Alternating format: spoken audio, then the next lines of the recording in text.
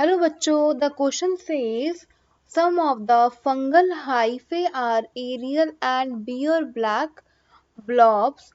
What are these blob-like structures on sticks called in rhizopus? ठीक है बच्चों, question में बोला है कि जो फंगल हाइफे होते हैं वो एरियल और ब्लैक ब्लॉब्स को ब्रियर करते हैं, तो हम ब्लॉब लाइक स्ट्रक्चर को जो राइजोपस पे होता है उसको क्या बोलते हैं?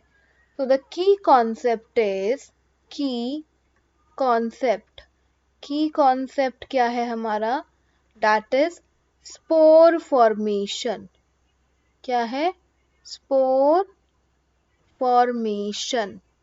ठीक है बच्चों, तो हम देख लेते हैं अब diagram.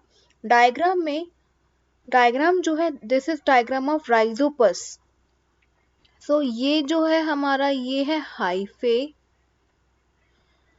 This is a sporangiophore, sporangiophore, sporangiophore. ठीक है बच्चों, और ये क्या है हमारा स्पोरेंजियम, जिसके अंदर क्या होते हैं? स्पोर्स होते हैं, जो स्पोर्स प्रोड्यूस करता है। ये क्या है हमारा? That is spores. ठीक है, ओके बच्चों। यहाँ पे हम पढ़ते हैं अब राइजोपस के बारे में। तो हमारा जो राइजोपस होता है, राइजोपस जो है वो एसेक्सुअली रिप्रोड्यूस करता है ना? एसेक्सुअली रिप्रोड्यूस करता है, asexually by forming sporangiospores, by forming sporangiospores, sporangiospores. ठीक है बच्चों, तो राइजोपस जो है एसेक्सुअली रिप्रोड्यूस कर रहा है, स्पोरेंजियोस्पोर्स फॉर्म करता है। अब ये जो हमारे स्पोर्स होते हैं वो, ये जो हमारे स्पोर्स होते हैं, ये दिस इज प्रोड्यूस्ड बाय कौन प्रोड्यूस्ड करता है इसको? स्पोरेंजियम। ठीक है बच्चों, स्पोरेंजियम जो है स्पोर को प्रोड्यूस कर रहा है।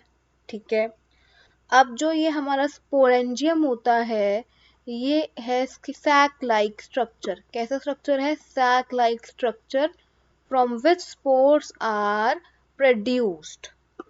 और ये हमें कहाँ देखने को मिलता है? ये हमें देखने को मिलता है, ये जो टिप्स है, ये जो लॉन्ग स्टॉक है, इसके टिप्स पे जाके हमें स्पोरेंजियम देखने मिलता है।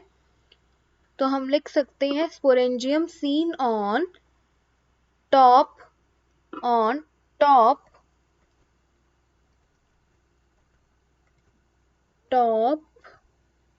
of long aerial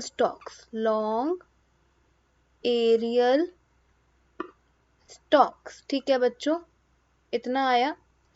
और जो हमारे स्पोर्स होते हैं, ये जो हमारे स्पोर्स होते हैं, इसको रिलीज कहाँ किया जाता है? Spores are released in air. क्यों एयर में, क्यों रिलीज किए गए?